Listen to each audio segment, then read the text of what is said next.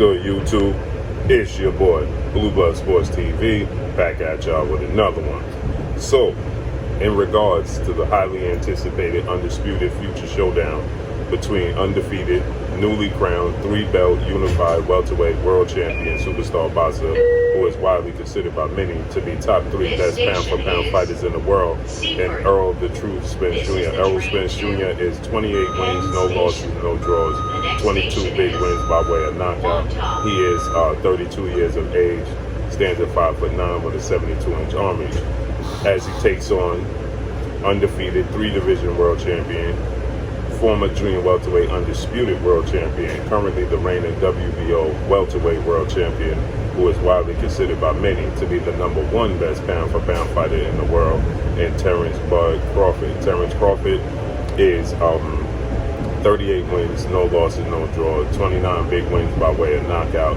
He is 34 years of age, 5'8" with a 74-inch arm reach. With that said, this is the most highly anticipated fight since 1981, September 16th to be exact, of 1981, when we had 2 undefeated welterweight world champion superstar boxers going at it, who are now retired legendary Hall of Fame icons in the sport of boxing, between Sugar Ray Leonard and Thomas the Hitman Hearns for undisputed. Now at that time, again, I can't reiterate this enough, there was only 2 belts, the WBC and the WBA, so it was only 2 belts that needed to be collected, which made it intriguing.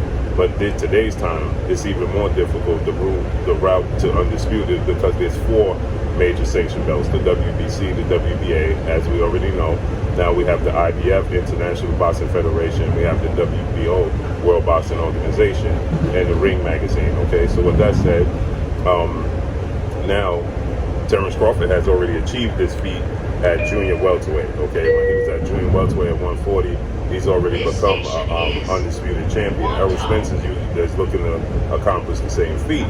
So this is the biggest fight in the sport of boxing. Not to mention, you have 2 of the top 3 best fighters in the world going at it.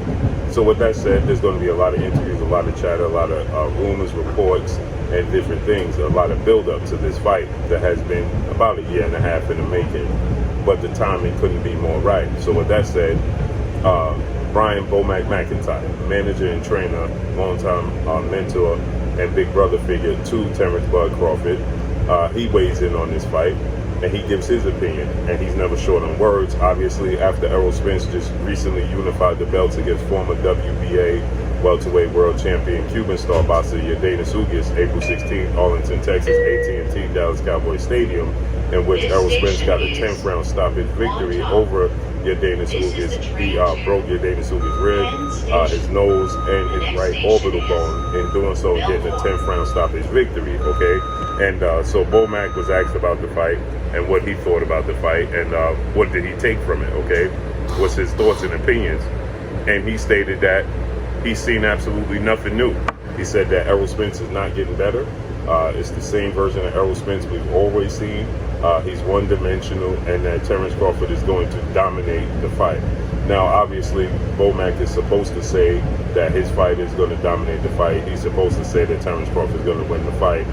He stated that there's plenty of, everybody wants to see it. Terence Crawford wants it. He stated Errol Spence wants it. The fans want it, so it needs to happen next ASAP, right? But it's interesting that he would say that Errol Spence has not gotten better, okay? Errol Spence is one-dimensional, and Errol Spence, essentially is a one-trick pony, okay? He said that he doesn't make changes in the fight. He don't make adjustments in the fight. He stays the same, right? And this is ironic, because just yesterday we saw well-renowned future Hall of Fame former trainer of the year, Robert Garcia, who's a former world champion. He weighed in on this fight. He and his brother, 4th-division world champion, Mexican superstar boxer Mikey Garcia, who's a first ballot future Hall of Famer, who fought Errol Spence. They called out Errol Spence. They stated that there's a fight that they wanted. They saw something in Errol Spence that they felt like they could exploit. Errol Spence is a natural, big, strong southpaw that's very disciplined, very skilled, very technically sound, okay? And so with that said, they felt like they saw something in Errol Spence that they too can exploit, okay? And so just yesterday, obviously they were wrong, because Errol Spence is undefeated. and he dominated Mikey Garcia, essentially winning every single round against Mikey Garcia in this fight, okay? And what Robert Garcia had to say was, don't underestimate Errol Spence, okay? He said, don't make the same mistake we made. It looks, things the way it looks from the outside, opposed to where it actually is in the ring, is deceiving. Errol Spence is very deceiving, okay? He stated that Mikey Garcia, who was viewed as a great boxer, who has a very high ring IQ, who's technically savvy, right? A great counterpuncher that has power. Mikey Garcia went in this fight with Errol Spence. He was 39 wins, no losses, no draws, with 30 plus wins by way of knockout. He was top 5 pound for pound best fighters in the world. And Mikey Garcia was a 4-division champion, okay? And again, Mikey Garcia is known to be a savvy, smart boxer. And they stated that it wasn't his size that beat them, okay? You know, most people thought that you had even Sugar Ray Leonard, who weighed in on the fight, and Sugar Ray Leonard, he felt like if Errol Spence was going to win the fight, it was going to be due to his size, okay? Seeing as though he was the naturally bigger guy than Mikey Garcia. But that's not how he won the fight. And you even had former Olympic gold medalist, former 2-division world champion, retired Hall of Fame, iconic superstar boxer, Andre S.O.G. Ward. He weighed in on Mikey Garcia, Errol Spence fight, and he stated that, you know, it was very, very impressive because Errol Spence showed a different facet of his game. He showed that he could be versatile. He showed that he could box. Okay, and so with that said, he was impressed. You know, he said it was impressive because he did it for 12 rounds. He outboxed the boxer at his own game. Okay, and so Robert Garcia, he stated that, you know, they were Errol Spence was much smaller, had a much more savvy ring IQ than they initially anticipated, and so he was always 2 steps ahead of us. So like Andre Ward said, it wasn't his size. He said he showed he was the bigger guy against Mikey Garcia, but not just physically. Mentally, he just outboxed him, okay? He was the bigger guy. He was the better boxer than Mikey Garcia, and that's something that they just did not anticipate, okay? They didn't anticipate Errol Spence boxing IQ being what it is. They didn't anticipate him being able to make adjustments in the ring, use his jab, control the distance, control the pace of the fight. So Robert Garcia, he just stated that, you know, don't underestimate, you know, Errol Spence Jr.'s ring IQ, right? That was his message to Terence Crawford. Don't underestimate his ring IQ. Don't judge what you see on camera, what you know, anticipate in the ring, because it's just not that. So is Brian Bomac McIntyre posturing, okay, when he says that, you know, Errol Spence is, you know, basic, okay? Errol Spence is a one-trick pony. He makes no adjustments, okay? And they're going to dominate him. Well, Terence Crawford is versatile. He's known for his boxing ability. He's very rangy. Terence Crawford, extremely long arms, has 74-inch arms, okay? Terence Crawford also, you know, has a high ring IQ. Terence Crawford has the ability, you know, to switch from orthodox to southpaw. You know, Terence Crawford has power in both hands. He has stopped and knocked out his last 10 out of his last 11 opponents, okay? So Terence Crawford, you know, is definitely, you know, seen and viewed as a very savvy ring IQ skilled boxer, okay? So Terence Crawford is definitely looked at as somebody who can make tons of adjustments. He's looked at somebody that, you know, is very versatile in the ring, very athletic, very quick feet, okay? So with that said, you know, Bomac is basing it off of, I believe, you know, his comparison to Terence Crawford. Errol Spence, you know, it's ironic because Errol Spence, he comes off as legendary world champion, Hall of Fame, iconic superstar in the National Basketball Association, the NBA, and Tim Duncan, you know, the big fundamental. You know, he don't have a lot of flash, he don't have a lot of flair.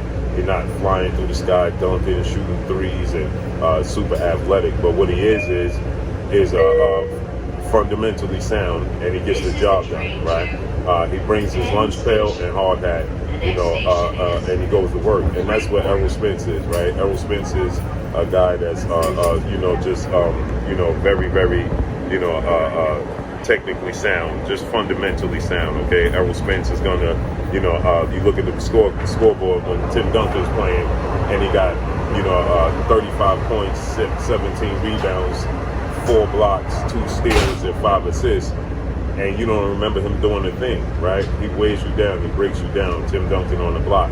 That's why he's seen as the greatest power forward to ever play in the NBA.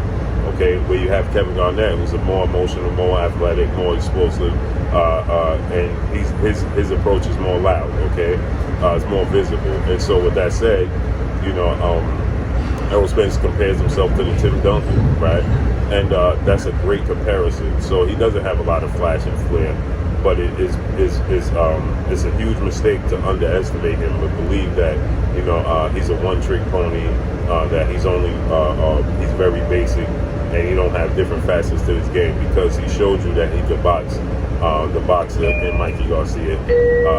He could brawl with the brawler in Sean Porter. He could mix it up with the Kell Brooks and the Danny Garcias of the world, right? So he showed you that there's definitely different facets to his game. And so with that said, you know, I believe it's a huge mistake on the part of Bomac and Terence Crawford to think that Errol Spence is not versatile to make adjustments in the fight. But I will say this. I believe Bomac is posturing, right? I believe that he understands just how good Errol Spence is. He understands the task at hand. He understands that it's a mountain to be climbed, okay? And that any mistake could cost either one of these guys. Both of these guys are seen as, however you so choose. The pound for pound list is subjective. It's all opinionated, right? Some people have Canelo Alvarez, 4-division world champion, Mexican superstar boxer who's undisputed at super middleweight. Some people have Canelo Alvarez at number 1, okay? Then some people, they have Terence Crawford at number 1. Some people may have Errol Spence at number 1. So there's always a different opinion based on who you feel is number 1 and who you feel is number 2 and 3, right? But at the end of the day, there's no debate that Errol Spence and Terence Crawford is top 3 pound for pound. So Bomac understands the task at hand. He's not Jose Benavidez Jr., Jeff Horn, Amir Khan, the version that they fought, Kell Brook, Igor Kavalauskas, and Sean Porter. Okay, he's just not, he don't represent that. Most recently, you just had Bob Arum, legendary promoter, top-ranked CEO and promoter Bob Arum. He just recently stated that he don't even think that Terence Crawford mentally is in a place to elevate himself to the level of where Errol Spence is. So that's speaking volumes. So let's see how this unfolds and plays out. But I think that Bomac is posturing. He understands that Errol Spence is versatile in his own way. He's not very flashy, but he's very savvy. So let's see how it unfolds and plays out. But that's all I got for y'all. Make sure you hit the like button, drop a comment in the comment section, let me know what y'all think. Y'all already know what it is. It's your boy Blue Blood Sports TV. Hate, like, comment, and subscribe. If you haven't subscribed, hit the subscribe button, hit the like button, hit the bell icon to get all video notifications. Follow me on Instagram at Blue Blood Sports TV, all one word. Y'all already know what it is. Shout out to the entire LDBC. Shout out to the media. Shout out to Black Media Row. Make sure you like and share these videos. That's all I got for you. Peace.